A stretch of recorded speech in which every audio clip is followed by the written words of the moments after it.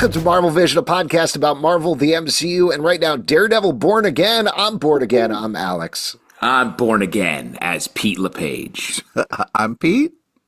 No, yeah, you're Pete. That other guy is Justin, by the way. Okay. And we're going to be talking about Daredevil Born Again, Episode 7, Art for Art's Sake. If you haven't seen it on Disney+, turn away now because spoilers, but bunch of stuff going on in this episode. The main thing is Muse.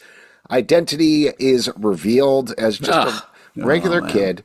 Bastion Cooper. It's crazy that it was the only other person in this television show that we hadn't seen do anything. Hold on. Let's lay off of the commentary for a second. He turns out to be, as expected, a patient of Heather Glenn, attacks her. She is, in fact, his muse.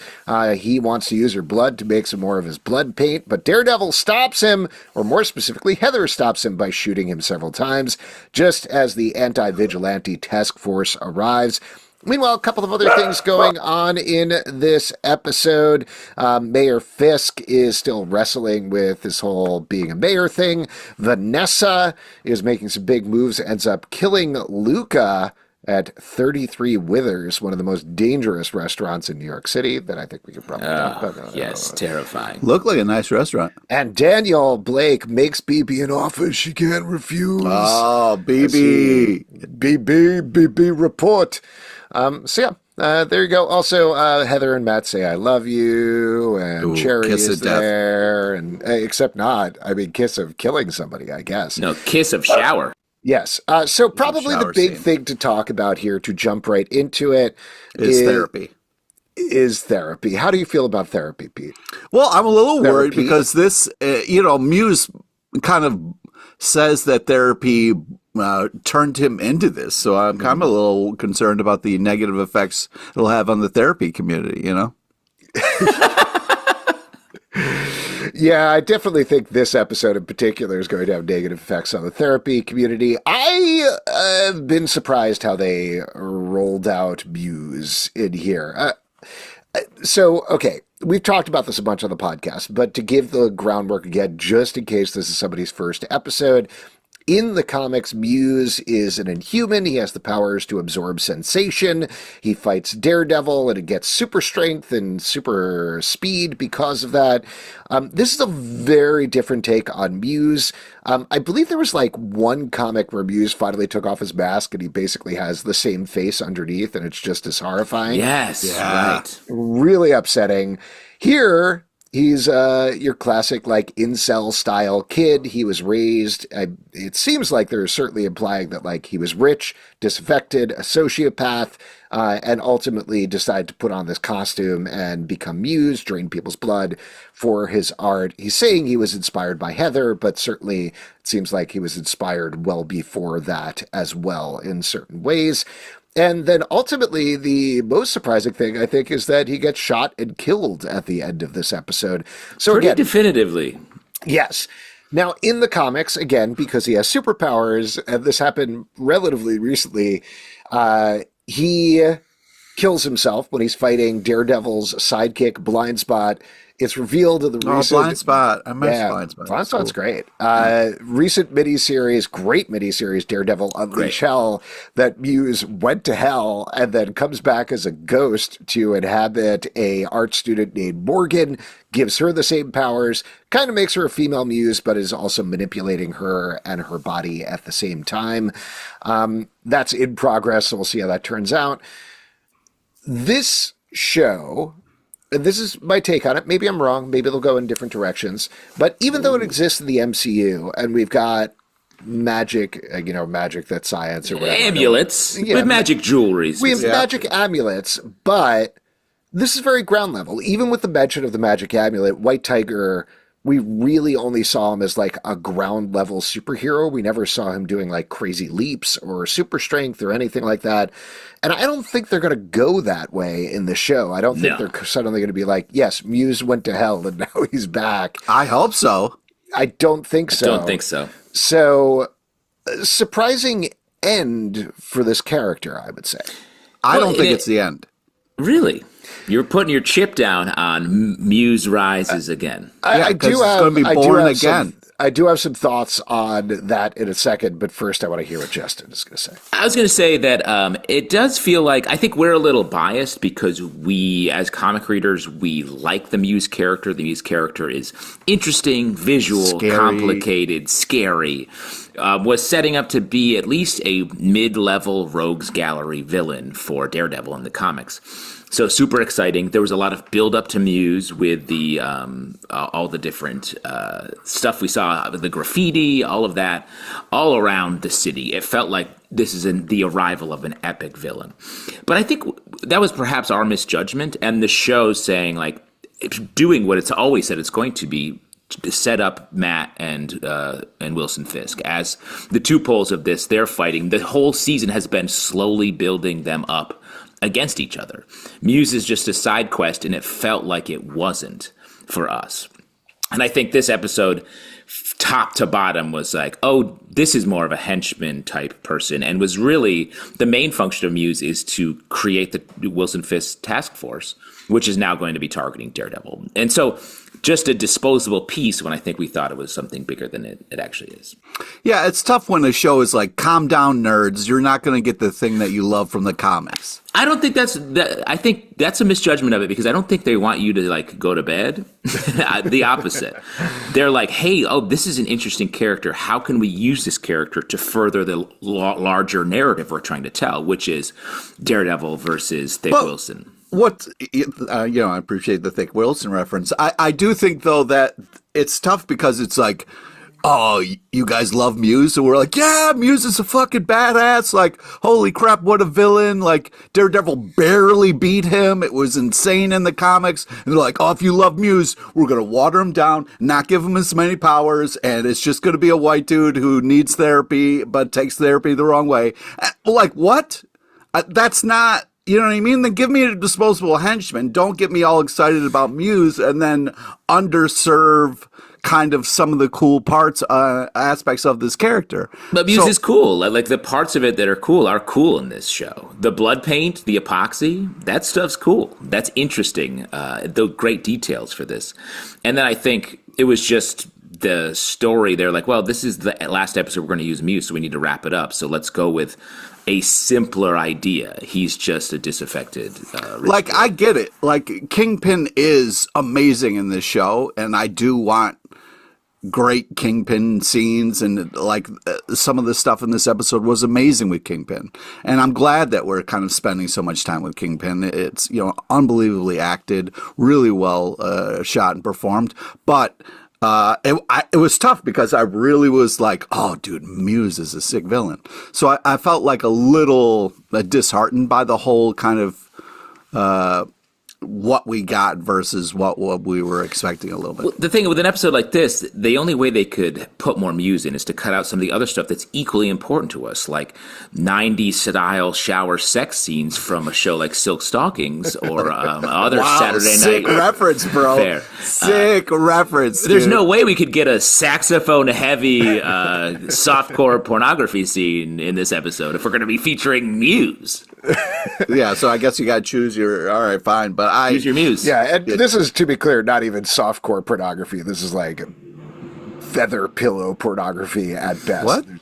Oh, that's saying the old famous feather pillow I'm pornography. I'm trying to think about what is crazy soft. What is a crazy soft? Marshmallow pornography. Here's the thing: a lot of people talk about it like, oh, I love a feather pillow. Feathers sharp. You catch one of those the wrong way, you're eyeless. You're eyeless for the rest of your life. They keep coming out of the pillow, too. That's what I'm saying. And Get out of here, feathers. I don't know how anybody sleeps with that chicken going crazy in that pillowcase. That's exactly right. Where do you think the feathers come from? That's the most old-timey shit that we still do. You keep the chicken in there? Yeah, you need to refresh the feathers. You put a chicken in a pillowcase, and then you put your head down on it, and it's going back, back, back all night long. Wow. Yeah, God, it keeps me up. It keeps me up so late, my chatty chickens. And I have a rooster pillow that's really angry. That's a horrible idea. Yeah, in the morning, that's going to be rough, dude. Here's my deal that I think Cock-a-doodle don't. Halfway between you guys on the whole Muse thing. I hear you, Justin, on keeping it focused on Daredevil and Kingpin. I think that's absolutely what the show should do. Yes. I'll also laud it for coming out in a surprising direction with Heather. We've said pretty much since her introduction that she was set up to die. This entire episode, I felt like, oh, this is it. Here she goes. Yeah. She's going to die. She's out. And they're 100%. playing with that. But instead, they give a very surprising direction for her going forward where, and we'll see what happens, but she's been obsessed with vigilantes. She talks about it. She's interested in writing a book about it. Now she kind of is that. What does that do to her going forward? I think that adds layers to that character that are going to be fascinating to play with. My issue is like sort of the center of what happens in this episode, which is the reveal of who Muse is, which brought him down to the level of SVU villain rather than this very elevated, very arch Marvel Comics villain that we're used to. So I know I said this, I think, the last episode. I don't need the superpowers. I don't need him to be an Inhuman. I don't need the absorbing of sensation or anything like that. But it brings him down to a level that I feel like is not quite up to what the character could be. And I don't know. And even what the show set him up to be, like it went from this very interesting, perhaps character villain motivated by something else, not just like I'm cliche, quote unquote crazy, and I'm here to be obsessed, which simultaneously came out of nowhere and then was dispensed with very quickly in that sort of shorthand they do on a procedural where it's like, yeah, I'm obsessed with you, and you probably are looking for your way out right now. And I was like, come on, don't do that. Like this character could easily be, I feel like he treats in the comics, in the core of the character, treats humans like his paint supplies. And we all know paint's expensive, so using your own blood and stuff like that is just smart.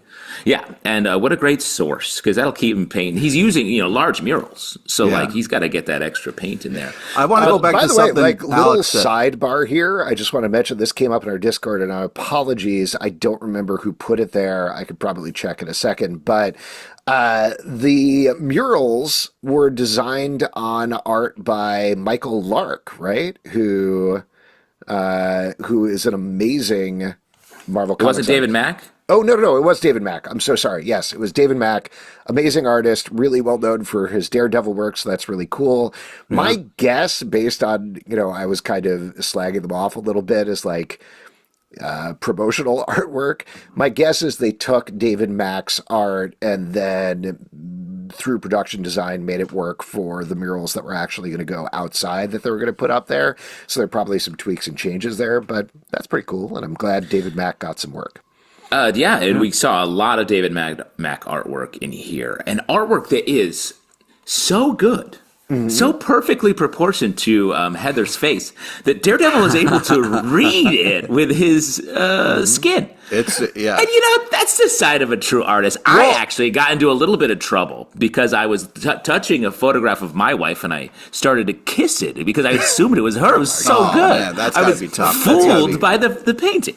But that was an interesting moment when he was kind of like looking over and he passed by the first one, and I was like, oh God, he's blind, he can't see what's on there. But then luckily, because of the blood and maybe the bumps that he uses, he was able to really. Yeah, so it was a kind of an emotional roller coaster. I was like, he's not going to know what's on the pages. But he did. So luckily, some of them were bumpier. But if Heather does die at some point later on, do you think Matt will start taking feather core showers with those paintings instead? Oh, wow. I want to kind of talk about this idea of, because the show plays it up like, oh man, what if she's going to die? And I was like, oh man, what would that do to Matt? Like the fact that he lost Foggy, like now, his girlfriend right after he said, I love you. And I was like, oh, that's going to really spin him out. But interesting, the fact that she did, but that, where they cut her open, that was so gross. And they zoomed in. I was like, guys, we don't need to be this close for this. This is really intense. And I feel like you could tell it was excruciating. You could tell they were like, well, we can't show it now because it would be too horrifying. Like they were purposely not. He cut her. We saw it very up close. Then we didn't look back until later on because they were like, this is too fucked up. We can't show this. Maybe they got pushed back. This is a show on Disney Plus. Famously, like, don't show stuff. And this show is like, we're showing stuff. And that means sex. And that means like longitudinal cuts on arms. I do have two things just looking at my notes here to get back. Oh, did you want to say Jaron Townsend was the Thank you, Jaron. Yes. Discord poster. And I'll also mention, if we have a little time at the end here, we've been getting some really awesome letters from folks on a bunch of different platforms about this show. I probably should have been reading them all along. I haven't been, but based on time, we'll get to like a little bit of a mailbag at the end. Love here. That. Oh, I just wanted to mention two things while I remember them looking at my notes here. One, I thought it was very funny, and obviously it played last episode, but Bastion being like, oh, I studied Taekwondo, and then it was like, oh, is that going to pay off in 10 minutes, you think? I was like, guys, we get it. Don't need to sell it this hard. We've already seen Coach him fight. Lee, though. You know what I mean? I was like he's Taekwondo. He's very good, and plus also it's where they're cross cutting to like the cop who we've established is probably a much bigger character that's been cut down at her role, and she's like, yeah, he was really good at Taekwondo, like scary good, like so good that his coach ended up dead, but his coach was really good too, and his coach taught him he was really good. He's really good at Taekwondo. Fisk is and like, the other thing, him his nose bleeding, and then him drawing the whole Muse face in his blood. Like Jesus Christ, that's a lot of blood coming out of your nose there, buddy. Here's one thing about that. Yesterday I went running and I got a nosebleed. Oh, no. And this was right after I watched... Did you want to turn into Muse immediately? Well, it was right after I watched Daredevil. I watched this episode and I was like, my nose is bleeding. I was like, oh, this is just like... I'm just like Muse. And then it wouldn't stop bleeding, and I was literally covered in blood on my shirt was like covered in blood on the way. But I was like, oh, I'm too far away to like stop and fix this. And I was like, you know what? That shit is real. Muse is real. Are you okay? Are you hydrated? Have you murdered your therapist yet? Like, where are you on the Muse journey? I don't have a Muse yet, you know? Because that's the thing. You just got to wait for your Muse to find you. Yeah. Okay. All right. So you're one part closer to Muse. Yeah, I'm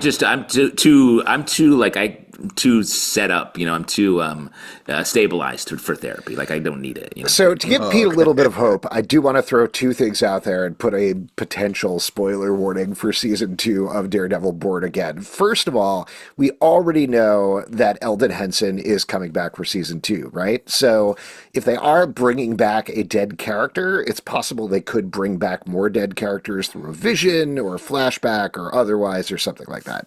The other thing, I don't know the exact date on this, but there was somebody who has been trolling the sets here in New York and like taking pictures of everybody on set and taking pictures of the trailers. On March 11th, when they had just started filming season 2, they took a picture of a trailer that said Stunt Muse on it. So it's possible they might have been doing some pickup shots for this, potentially, I guess. But it also seems like there may be somebody dressed as Muse in season 2. So to throw out possibilities, I don't think it's Bastion Cooper played by Hunter Dewan coming back to life or anything like that.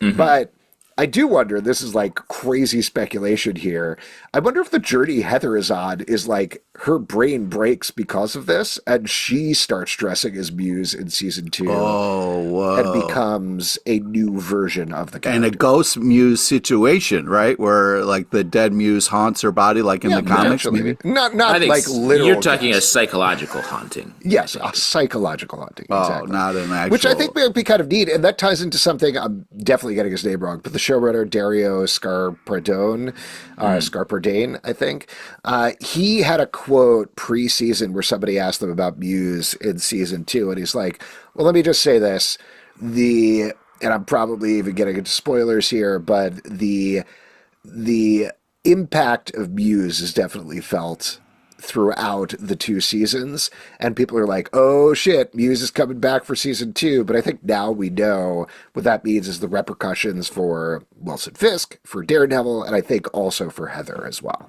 Yeah, I want to talk about Heather a little bit here, you know what I mean, because she comes, you know, she's in the hospital, and then she wakes up, and she was like, I had to shoot him, and he was like, oh yeah, I know. I was like, whoa, that's That's an interesting thing to kind of say, and especially right after you wake up, you know. I don't shoot him.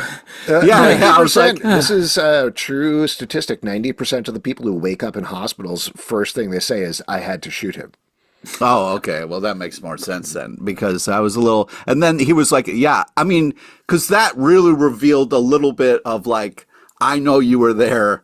And confirmed, yeah, I was there, because instead of him being like, what are you talking about? I wasn't in the room. I don't know what you're saying. He was like, oh, yeah, I know you did. I know you had to do it. And I was like, you didn't. You were fighting him. It seemed like you had it handled. Okay. You think he didn't hear the story? Yeah, cool it, cinema sins. I think there was a news report or something like that. We're okay. Yeah, come on. The BB report, or perhaps New York One and all the other majors. New York One is referred to as the exclusive news network in New York City, which I thought was very funny. I kind of think, you know, is the... Shout out to Pat Kiernan. Yeah, a lot of New York One is rising. It's like going to become the mega corporation of the MCU eventually that someone has to take down. You want to talk about the BB report? You brought it up. Here's a pitch for you, Pete. Maybe you're right. Maybe Muse will then be Muse's soul will overtake Heather's. Mm-hmm. And like we talked about Ellen Henson coming back, maybe Foggy's soul overtake Matt, and they can fuck in the shower just like you've always wanted.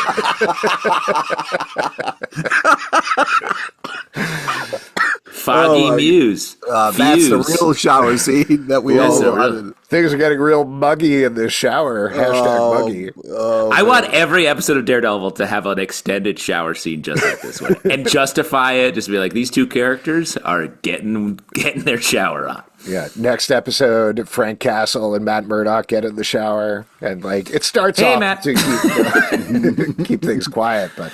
it gets pretty heated. All right, I want to talk about Kingpin. Hey, you're one bad day from a shower like this. Just want to say that. Check you later. Kingpin was really like his kind of like wry smile in this episode was really hilarious. Like when they hold up the Muse mask and he tries to smile for the camera, it was hilarious. When he was kind of like looking at dead Muse, he had like a real authentic smile, which I thought was very interesting and well done. And then his like almost getting murdered by his wife and then being like, hey, call Karen, ask if she wants any leftovers or whatever. I was like, God damn, dude, that is unbelievable. Unbelievable. He wasn't almost killed by his wife, though, right? No, she texted Luca and was like, yo, he's alone. This is where he is. And Luca showed up and then... No, that's... I think they worked on that together. I don't think that was You Vanessa. think Kingpin and Vanessa planned that? Yeah. To kill Luca. Yeah, to take out Luca. That was my take on it. Oh, interesting. I thought more in line with Pete's take. I thought, because she met Luca alone and was like, you know, and then she was like alone by herself and Kingpin's out having dinner without her. I was like, yo, dude, they're kind of drifting apart here. I mean, I guess we'll find out, but yeah. I think the real killer in that scene is all those sausages he's eating. These guys out of control. Too many sausages. What do you mean too many sausages? There's not too many sausages. There's no such thing. Yeah, I just think with him being free. Well, I guess I think it's more interesting because there's you could say there's breadcrumbs leading to either of these paths. I feel like, and I just feel like there's been a lot of pressure from Vanessa to be like, stop doing this. Let's go do crime. And so like, I don't know. And he seems to be succeeding doing what he's doing. So it made more sense to me that Vanessa would be like, you know what? I like Adam anyway. I want to You mean kill Dungeon Boy? Dungeon Boy. I want to kill Fisk. I'll use Luca to do it. And Kingpin is just on it because he doesn't trust anybody. Boom. And that's why I also think the sausage, he's in his dungeon. He's eating what he wants to eat. It felt like it was the freedom. It wasn't a dungeon. It was the restaurant. He was at a restaurant. I guess we'll see. That feels like, to me, a big move from Vanessa, which would lead to a all-out gang war. And that's not... It feels like a Cold War between them. We'll see how it goes, obviously in subsequent episodes. But to me, it feels like, yeah, there is this fraction because of Adam, but she really wants to be with Wilson. She wants to be her own independent crime boss, but she also, I think she does want to be with him. I don't know. Maybe you I'm believe in love. Romantic at heart. You truly are with all these lovers in the show. The show's about lovers. Yeah, I guess what I'm saying, though. Lovers. That's what the bumper sticker says. If they were just trying to kill Luca, there are a million other ways to do it than the way they went down. Like, wait till he gets in the room with Wilson to kill him. I was like, you could have killed him in your meeting in Red Hook, where all the corpses are stacked. I mean, you guys are talking about the shows about lovers, but the love relationship that I'm not buying is Matt and the therapist. You know what I mean? Like, she was like, I love you. And he was like, I love you. I was like, doesn't feel like either one of them mean Did he say like lerv or something like that? And she's like, wait, did you just say lerv? Did you just stutter? Yeah. That counts. No. It doesn't I said count. what I said. I said what I said. I don't buy it.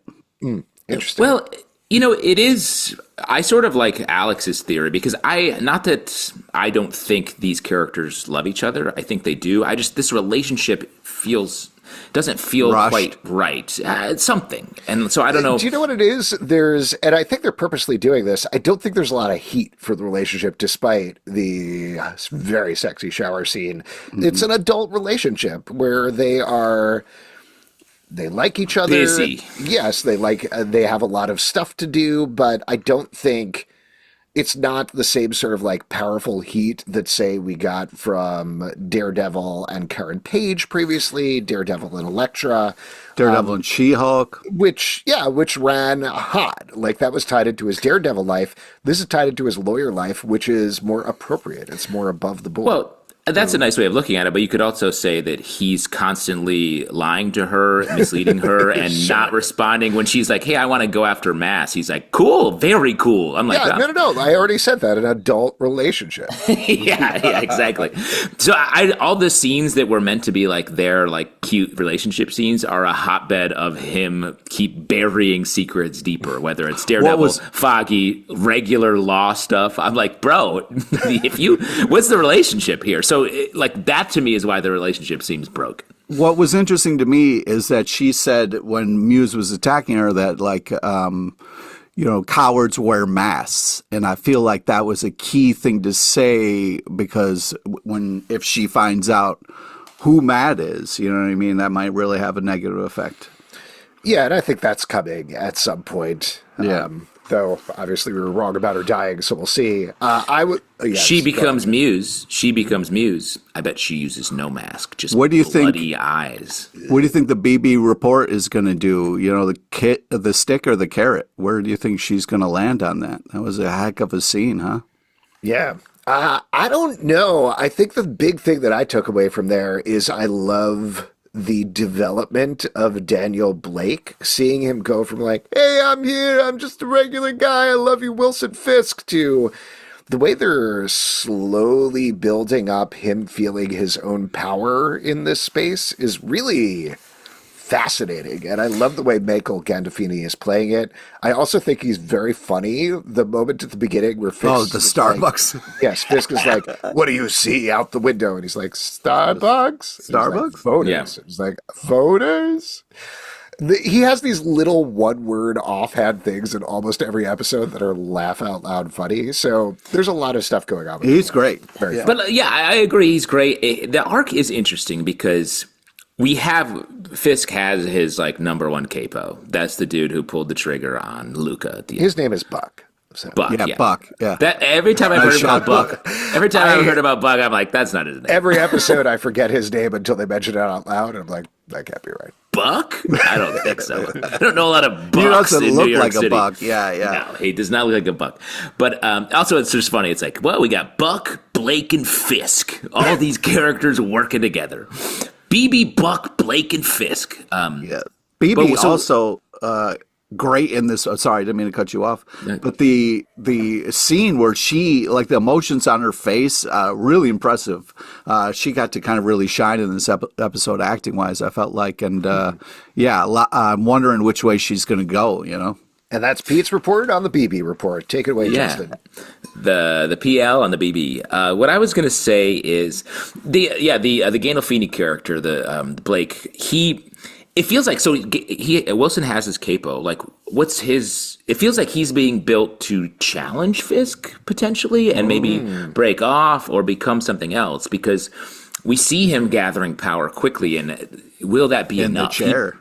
he doesn't have right-hand man energy in this episode. He has power broker, making moves guy. So I feel like eventually he'll want to move around Fisk, whether it's in the politics side or in the crime side, maybe. Ooh. Yeah, I could definitely see it getting to that level, but we've mentioned this before. I think the very clear thing that they're doing here is people in Trump's orbit who rise in confidence as they go, that they come from this place of being absolute garbage, nothing people to he brings them in and he brings them into his, no, they are like they... Oh, and then they are completely elevated to a national stage in a way where they probably shouldn't be, and they just start flexing at a certain point. Whether it will pan out for him, like you're saying, Justin, or not, we'll definitely see in subsequent episodes, I'm sure, but I think that's the place that it is right now. Like, he's at the place where he's really feeling himself and he's making his own moves, whether that's going to run him in conflict with Fisk or not, I don't know. I'm still mildly convinced of my Daniel Blake is Fisk's secret child theory, but I don't think there's any evidence for that necessarily in this episode. No, I don't think so. And I don't know what that would mean. Unless we do get into a Vanessa Wilson all-out war, and he's somehow caught in the middle, I think that could make sense, but... Or maybe is it him, Buck versus Blake, to be the number one capo? Buck or Blake? Buck or Blake? Who you got? Buck or Blake? Which team are you, dude? Team Buck? I'm going to go with a team that they're the same person, basically. Oh, man. So why draw the line? I could see, this is BB, though, when you think about it. But I could see a late in the game revelation that Blake is Fisk's son and then Fisk taking him out. Just to once again show us how evil and irredeemable Wilson Fisk is. I don't know. We'll see. Maybe. I just think that half of Blake is going to be like, hey, on the BB report in a bad way in the next episode. So I don't think it's going to go well, and the boss man is not going to be happy about it. I guess we'll see. It's just with the son revelation, it's sort of like he wants to be his son. To him, be like, actually, you are. He'd be like, sick. Continue the story. Well, there could be. I don't know how heavily they're going to lead into this, but Wilson Fisk's backstory in the MCU is he killed his own dad. So there could be some kind of thing like Daniel Blake. Again, I'm just like writing. Yeah, you're saying. I'm just saying. You got a little confident with your Heather Muse call, and now you're just like railing. No, this is all speculation. If it's wildly off, I don't care. But I could see a world where Daniel Blake is forced into a situation where he has to kill Fisk, and Fisk is like, you couldn't do it. You couldn't kill me, so I'm going to kill you. And that's... He couldn't step up in the same way that Wilson stepped up to his own dad. But I don't know. We'll see. Interesting idea. Yeah, just wild speculation. What else in the episode? Anything else we should talk about here? I don't have anything else. I'm excited to see what's going to happen next. All right. Go ahead, Justin. I was going to say, Cherry continues to be... There's a quick little scene here where Cherry's like, what are you doing, bro? And he's like, Matt's like, I need privacy. So they go in the glass room in the center of the office and have a big debate about how he's Daredevil. Anybody who's worked in an office knows sound doesn't get out of the glass room. That's right. Exactly. So I'm curious. Cherry's doing a little bit of what Foggy always used to do, like being like, guy, you can't do this. But like he also is like, I don't care. I guess go do it. So I want to know more of what Cherry's meant to be here, and hopefully not just a corpse. Also, is it Tristan? I'm not sure, but she is Kirsten. Yeah, thank you. She's getting upset, and you can't keep her outside. You got to let her in the circle. I want a little more of her. She's a good character in the comics too, and I feel like she is just going away as the season continues. Well, she literally was just like, hey guys, could I talk to you? And they're like, not now. And then they just blow past her. I was like, that's the most sidelined you could be on a television show. Yeah, 100%. So we need a little more of her, and we need a little more on Cherry, and also all of the other characters. A lot of characters in this season. So, and there's only 2 eps left. I know. Ooh, very exciting. All right. Before we get to our vision board, since we have a little bit of time here, I'm going to run through some of the mailbag stuff that we've gotten. And these are going back a couple of episodes. Chad Post on our Patreon. This is about the Latvian Heritage Day, the Latvian singers. He says, my wife is Latvian and now super annoyed at me for making her watch all these clips, but if you're curious, the folk costumes are legit. I've been to a number of Latvian celebrations, Independence Day, Song and Dance Festival, not this made-up heritage shit. I could attest to that. The accent, nope, that's so bulky. And Pete, you love bulky. So you do. And also, the singers must have been real Latvians, and the attorney's name is also Latvian, so random. Which I thought was kind of neat. Yeah, that is cool. Thank you, Post, for sharing that. Yeah. I mean, why do you think they landed on the Latvian festival? I think it's very specific. I think probably it is for the specificity of the joke would be my take on it. And also the fact that there is not a real holiday, so they don't risk upsetting anybody necessarily. That's my thought on it. But Interesting. Let's see. Damien O'Connell on Spotify talking about the last episode, 2 episodes ago, I guess, but last week we had a big conversation about the Jew celebrating Christmas line. He says, I'm not too sure about, quote, a Jew celebrating Christmas, but a hardcore North Irish Protestant traditionally wouldn't celebrate St. Patrick's Day. Yes, He's the saint of Ireland and North Ireland in part of the UK. The Protestants identify as Brits, and Catholics and Irish in the past hated them. This has changed over the past 30-odd years. I did like the penguin joke. So there was a lot of discussion on our Discord about that as well, but I thought that was a neat. Yeah, that is interesting, and it's something I hadn't considered, that there is a pretty strong split in Irish culture there, which you can, the Troubles famously. Yes, but I will, as a Jew, dive down on it. We do not regularly in New York say, like a Jew celebrating Christmas. That is not a thing that happens. The other side, cool. Thank you for clarifying, but this part, not. Well, maybe it's in other circles that we don't travel in, you know? Sure. Yeah, we should travel in other circles. You got to hear all viewpoints. I'm going to start saying that around the city and see whose ears perk up. See who gets excited to hang out especially right now. Just please don't. Maybe not right now. Maybe not right now. Maybe not. Maybe this is. But Daredevil told me to. Oh no! As Daredevil famous always last says, words. I'm the muse for saying like a Jew celebrating Christmas around the city. Going back to the 3rd episode where White Tiger died, I know we were very positive about that, and I saw a lot of people positive, but Derek on our Discord had a very different take that I thought was really interesting. So I know this is coming late here on this one, but he says, I knew we were in trouble in that first scene in prison when Hector starts waxing nostalgic from the homeland. I'm paraphrasing here, but he misses the white sand, the palm trees, and a specific species of frog. So after first describing the island in the most generic terms possible, we get one random, weirdly specific detail. It feels like the result of a Google search. It would be like if a New Yorker said, I miss the buildings, the alleyways, the cooing of the homing pigeons. The real problem, though, is that his most important character trait here seems to be the fact that he's Puerto Rican. For the record, I'm half Boricua. Sorry if I'm mispronouncing that myself. Side characters defined by their ethnicity. What am I watching? Law and Order? And he had a lot more to say on it. But I thought, I don't want to speak for you guys. I'm certainly not of Puerto Rican descent, so it was very interesting to hear that differing perspective on that. Well, I would say sort of similar to our conversation about Muse in the episode we talked about today. Like, it feels like there's a little bit of that just like shorthanding that happened with White Tiger in general. And, you know, you want everybody to get to not just nail one Googled specific at the end so you can have a soundbite for the credits.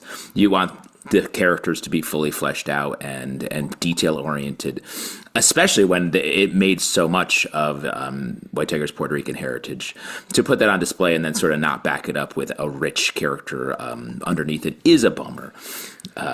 And, you know, that's just what happens on TV a lot.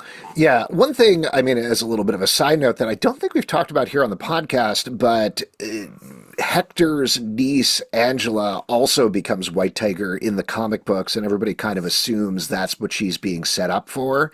So I wonder if they sort of like rushed through the broad exposition of Hector Ayala so that they could eventually get to Angela as perhaps a more nuanced portrayal, but I guess we'll see. Hopefully. Yeah. That would be cool. And we got a pretty long one here, so I'm going to paraphrase for the most part. But this is E sent us on email.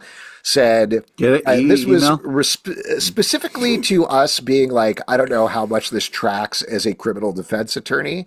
So he says, first time writing in, but you asked on a recent Daredevil episode pod for a criminal defense attorney to chime in on how real the trial is.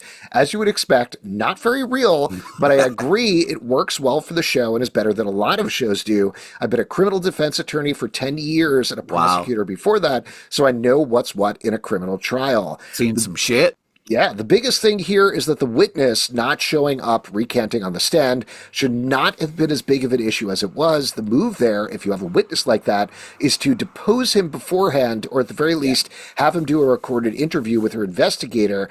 After he recanted on the stand, Matt should have immediately called the PI and had him testify as an impeachment witness, said what the guy told him prior to the trial, and hopefully had it on video or a signed written statement. Of course, that's not as good as having the guy tell the truth in the first place, or maybe since he was obviously struggling to answer, maybe better.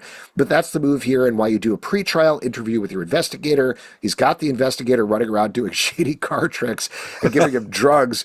Makes no sense that he didn't record his statement prior to the trial. There's a couple of other things there, but I want to skip to, he had a follow-up for the Latvian episode as well that I thought was interesting. And apologies, E, for skipping the rest of your email there. There was more great stuff. But he says, I'll add into the most recent episode was very realistic. I also get appointed work on low-level stuff while working big cases. And I think it was Justin who was shocked at how the pre-trial cattle call docket was all about Matt flirting with the DA.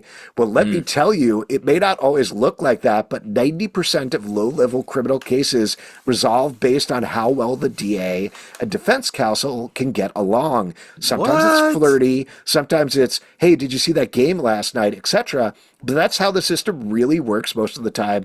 While the client of the case is morally correct that the system is wrong and bad, I'm screaming at my TV, take the 3 days. Yeah. So there you go. And he did have one additional note that he said he keeps coming back to, is that so much of the job these days, and I am paraphrasing here, is watching body cameras and dash cameras. And he's really wondering how Daredevil, Matt Murdock, a guy who can't see, deals with that, because he literally cannot see the evidence that's going on there. So that's an interesting take. Well. That's something the show won't touch on. I don't think so. I will say there's a lot of stuff there. Really great email. Thanks for sending it in, E. On the flirtation part, I mean, I was calling out, I was like, the 0 to like we're about to start making out level of their flirtation. I was like, this feels strange to do in the middle of a courtroom. But I will say, I got a speeding ticket last year. What? And you know, people were like, "Oh, you should get a lawyer." I was like, "Yeah, no, let me try something." And by calling and emailing and doing the right amount of contact with people, resolved it just by person to person, like talking to people. Did you have to flirt? No flirt. That would get you into more trouble in reality. Justin called up a bunch of lawyers, slept with all of them. They were unrelated, but just in case. Yeah, it was all around the country. I don't know. I was just trying to figure it out. Hey, can you call? Don't tell my. Then now I have divorce lawyers to deal with because I got caught cheating with so many times with other lawyers. Yes. But no, like I do think there's a real reality to like actually talking to people in a world where people are getting worse at doing that is actually increasingly valuable.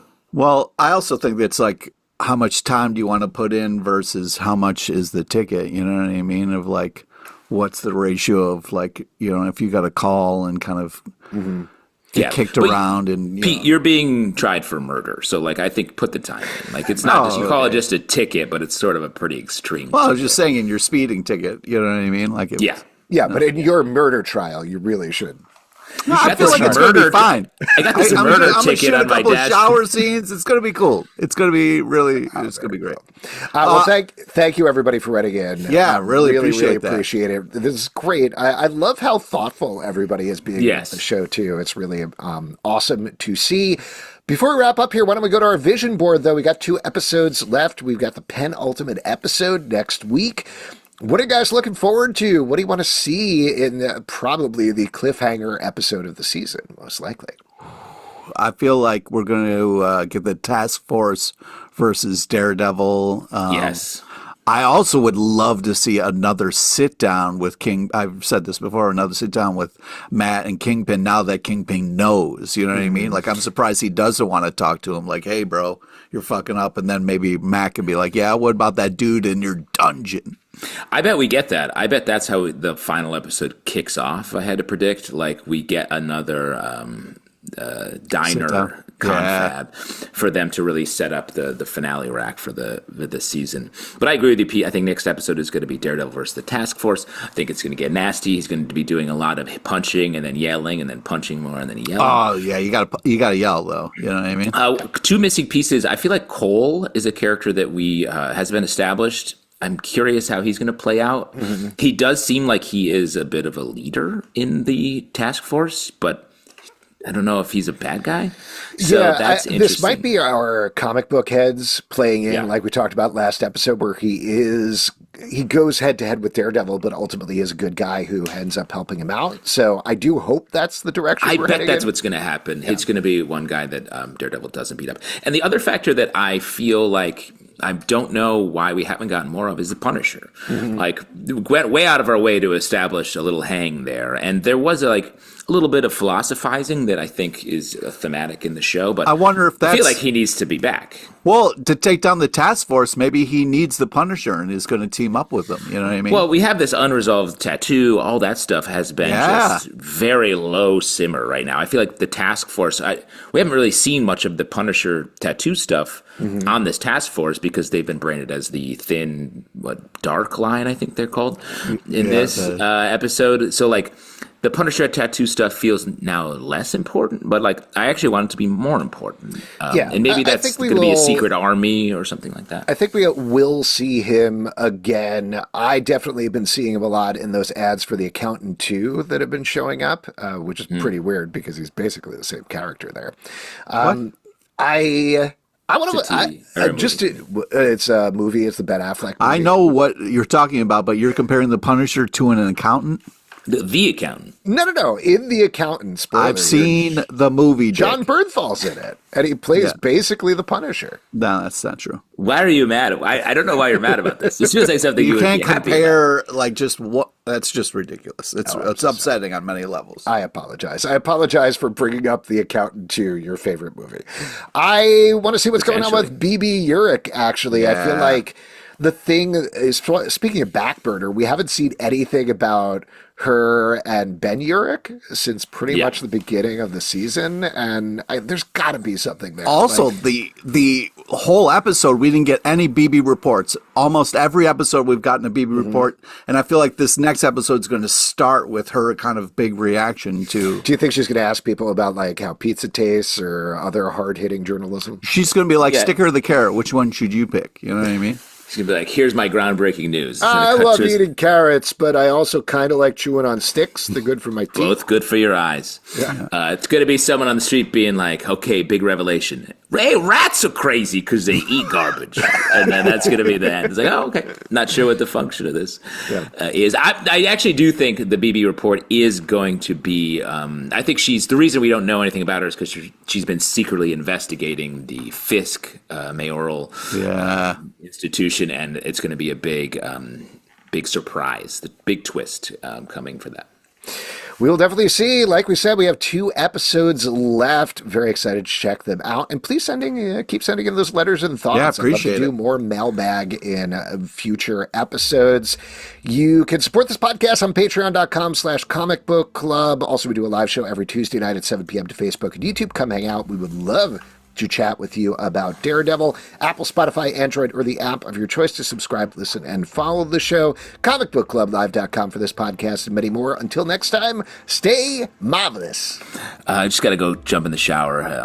You think anyone's going to be in there? Who do you think is going to be in there? Well, you got to get the blood out first, and then people show up. You know I'm still covered in blood from my run. Pete, Thank you for saying that. As your attorney, I got to advise you to stop saying that. It ties into your trial.